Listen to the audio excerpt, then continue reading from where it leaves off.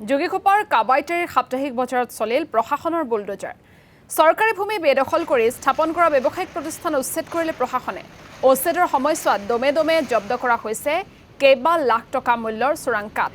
বন মাফিয়া ইব্ৰাহিমৰ কাঠৰ দোকানৰ লগতে বাসগৃহতো উচ্ছেদ চলালে যোগীঘোপা প্ৰশাসনে। মাজনিশা পৰ্যন্ত সাপ্তাহিক বজাৰখনত চলিল প্ৰশাসনৰ উচ্ছেদ অভিযান। উচ্ছেদৰ পিছতেই উক্ত ভূমি সংৰক্ষণৰ বাবে ৰাজচক্ৰ বিষয়া আৰু বন বিভাগক নিৰ্দেশ জিলা আয়ুক্তৰ। আৰু এই মুহূৰ্তত আমাক কালিৰ পৰিৱেশ দেখুৱাব, কালি নিশাৰ ভাগৰ পৰিৱেশ দেখুৱাব খাদেমুল হুছেইনে। হয়, নিশ্চিতভাৱে আপুনি ইতিমধ্যে উল্লেখ কৰিছে যে ৰাতিপুৱাৰ ভাগত বঙাইগাঁও জিলাৰ যি বন বিভাগ আছে, বন বিভাগৰ DFO গৰাকী এই স্থানত উপস্থিত হৈ বিশেষকৈ কোটি টকাতকৈ অধিক অবৈধ কাঠ জব্দ কৰিবলৈ সক্ষম হৈছিল। বিশেষকৈ ক'ব লাগিব যোগীঘোপাৰ আৰু কাবাইটেৰীৰ যিখন এখন সাপ্তাহিক বজাৰ, এই সাপ্তাহিক বজাৰখনত দীৰ্ঘদিন ধৰি এখন অবৈধ কাঠ বজাৰ ইয়াত গঢ় লৈ উঠিছিল।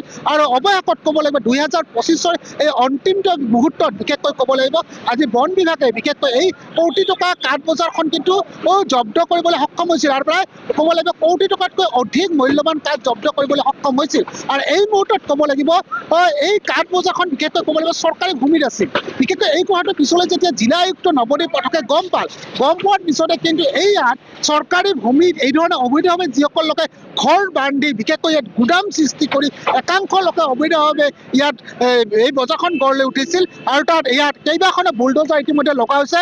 মই সতীৰ্থ সহযোগে এই মুহূৰ্তত দেখুৱাই আছে ইয়াত দৃশ্যাংশ কেইবাখনো বুলডোজাৰ লগাই ইয়াত এই মুহূৰ্তত উচ্ছেদ অভিযান চলাই থকা দেখিবলৈ পোৱা গৈছে। আৰু বিশেষকৈ ইয়াত ক'ব লাগিব ইয়াত সমান্তৰালভাৱে জিলা আয়ুক্তগৰাকীও আছে, DFO গৰাকী আছে, চাৰ্কেল অফিচাৰ সকলো ক'ব লাগিব বঙাইগাঁও জিলাৰ যিখিনি বিভাগীয় মুৰব্বী আছে, এই মুৰব্বীখিনি ইয়াত উপস্থিত হৈ উচ্ছেদ অভিযান চলাই থকা দেখিবলৈ পাইছে। মই এই মুহূৰ্তত পনে পনে জিলা আয়ুক্তগৰাকীক পাইছোঁ। মই আপোনাৰ পৰা জানিব বিচাৰিছোঁ 2025 অন্তিমটো মুহূৰ্তত বিশেষকৈ আপুনি ইতিমধ্যে বদলীকৰণ হৈছে। এই মুহূৰ্তত আজিৰ দিনত এক ক'ব লাগিব ছাডেন এক উচ্ছেদ অভিযান চলিল। বৃহৎ কোটি টকাতকৈ অধিক কাঠ জব্দ হৈছে। কি ক'ব ছাৰ সফলতা? মানে খাছ মাটিত ইলিগেলি তেওঁলোকে কাঠৰ মিল বহাই কাঠৰ ষ্টক কৰি থৈছিলে। আৰু সেইখিনি চাওঁতে আমি দেখা পাইছিলোঁ যে গোটেই খাছখিনিত তাৰমানে বেদখল হৈ আছে। তো সেইকাৰণে আমি গোটেইখিনি একেলগে আজি বেদখল মুক্ত একেলগে কৰিছোঁ। ছাৰ আজি কোটি টকাতকৈ অধিক কাঠ জব্দ হৈছে। 2025 কিন্তু ক'ব লাগিব অসম বন বিভাগত কিন্তু ইতিহাস ছাৰ, কি ক'ব? এইটো ফৰেষ্ট ডিপাৰ্টমেণ্টে এছেছ কৰিব আৰু DFO কৰিছে। তেওঁ গোটেই ক্ৰেডিটটো DFOৰ ওচৰলৈ যায় আৰু তেওঁলোকে এছেছ কৰিব কিমানখিনি।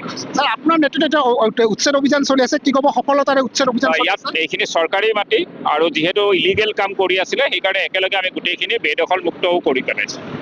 নিশ্চিতভাৱে এয়া আছে জিলা আয়ুক্তগৰাকী নৱদ্বীপ পাঠক। আৰু ইতিমধ্যে নৱদ্বীপ পাঠকে ইয়াত উপস্থিত হৈছে। আৰু উপস্থিত হৈ ক'ব লাগিব একাংশ বিশেষকৈ ক'ব লাগিব ইয়াত লোকে বেদখল কৰিছিল এই মাটিত। আৰু বেদখল কৰি বিশেষকৈ চৰকাৰী ভূমিত এই ধৰণে অবৈধ কাঠ বজাৰ গঢ় লৈ উঠিছিল। আৰু এই মুহূৰ্তত মোৰ সৈতে DFO গৰাকীও আছে। মই পুনৰবাৰ DFO গৰাকীৰ পৰাও জানিব চেষ্টা কৰিম।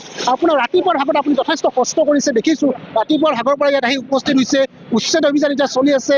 কোটি টকাতকৈ অধিক কাঠ জব্দ হৈছে। কি ক'ব ছাৰ? এইটো সঁচাকৈ এটা আমি কি বুলি কয় আমাৰ ভাল এটা ফলপ্ৰসূ এটা অভিযান। আমাৰ ৰাতিপুৱাৰ পৰা আমি ইয়াত কণ্টিনিউৱাছলি আমি লাগি আছোঁ। যথেষ্টখিনি কাঠ আমাৰ ইয়াত কি বুলি কয় চেজ কৰা হৈছে। এতিয়া আমাৰ জিলা প্ৰশাসনৰ ফালৰ পৰা আমাৰ আয়ুক্ত মহোদয় আছিলে, তেখেতেও ইয়াতে যিখিনি আপোনাৰ চৰকাৰে ঘৰ আছিলে সেইখিনিও মানে ভাঙি দিলে। গোটেই ইয়াতে হ'ল মানে আমি গোটেই বঙাইগাঁও জিলা প্ৰশাসনৰ ফালৰ পৰা ভালকৈ এটা পদক্ষেপ বুলি আমি বিবেচনা কৰিছোঁ যে কাৰণ একেলগে গোটেইখিনি হৈ গ'ল। ছাৰ বিশেষকৈ অসমৰ বন বিভাগত আজিৰ দিনটোত 2025 বৰ্ষতো এক ইতিহাস ৰৈ ৰ'ব। কোটি টকাতকৈ অধিক ইয়াত কাঠ জব্দ কৰা হৈছে। কি ক'ব? এইটো ভাল ক্ষতি বুলিব নকওঁ আমি, কাৰণ যিহেতু এতিয়া গোটেই এছেছ কৰিব পৰা হোৱা নাই। গতিকে মই ক'ম ভোজন সংখ্যক কাঠ ইয়াতে আছিলে, কিন্তু মূল্য এতিয়াও মানে নিৰ্ধাৰণ কৰা হোৱা নাই, যিহেতু বিভিন্ন প্ৰজাতিৰ কাঠ ইয়াতে আছিলে। নিশা যথেষ্ট হৈছে আৰু বিশেষকৈ এটা দিনৰ আজি নিশাটো সমাপ্ত নহ'ব, কেইদিনমান লাগে আৰু এটা অনুভৱ কৰিম? আজি আমি গোটেই এটি কাম কৰিম যাতে কালি পুৱালৈকে কাম শেষ কৰি দিব পাৰোঁ। আমাৰ চব ষ্টাফ ইয়াতে আছে, মই নিজেও আছোঁ। গোটেইখিনি ৰাতি কামখিনি কৰি আমি কাম শেষ কৰি দিম আমি। নিশ্চিতভাৱে এয়া আছিল DFO গৰাকী ৰাতিপুৱা 6 বজাৰ পৰা ইয়াত উপস্থিত হৈ আছে। আৰু বিশেষকৈ ক'ব লাগিব অসমৰ বন বিভাগৰ ক্ষেত্ৰত এয়া হ'ল এক ইতিহাস হৈ ৰ'ব।